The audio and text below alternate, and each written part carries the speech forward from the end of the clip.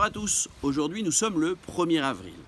Et ce matin, mes enfants adorables, gentils, serviables pendant cette période de confinement m'ont posé cette question au petit déjeuner. Papa, à qui ou à quoi devons-nous la tradition du 1er avril?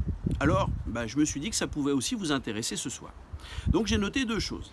La première chose, c'est qu'en France, la devons vraisemblablement à Charles IX, qui, le 9 août 1564, par son édit du Roussillon, décala le premier jour de l'année, qui était le 1er avril, au 1er janvier. Une fois cet édit du Roussillon signé, il fallait que la communication se fasse, et elle n'était pas aussi rapide qu'aujourd'hui. Donc, cela a mis du temps. Et ma foi, ceux des villes, ceux qui étaient un petit peu plus informés que ceux des champs, allaient se moquer des ignorants en leur faisant des blagues, en leur offrant des étrennes, en leur faisant croire que c'était encore le 1er de l'an. Et donc ils faisaient la fête avec eux comme si de rien n'était, alors qu'ils savaient pertinemment que tout avait été décalé au 1er janvier. Donc voilà, en France, la raison pour laquelle le 1er avril serait la journée des blagues. Mais j'ai remarqué aussi qu'en Espagne, c'était le 28 décembre, le jour de la Saint des Innocents. Donc même journée de blague, mais pas du tout la même date. Donc je me suis renseigné sur une deuxième version. Et celle-ci est de la période de l'Antiquité grecque.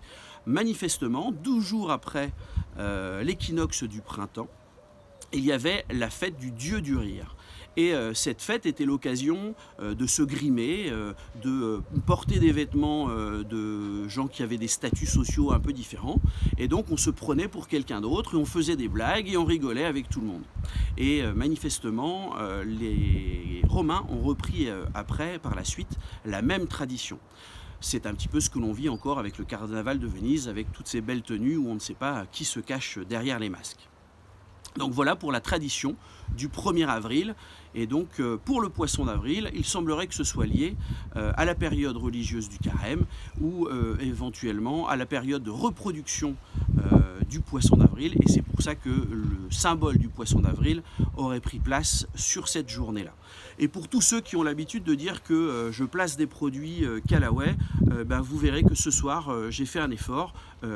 Il n'y a rien du tout de cité ou de montré sur cette marque que j'apprécie.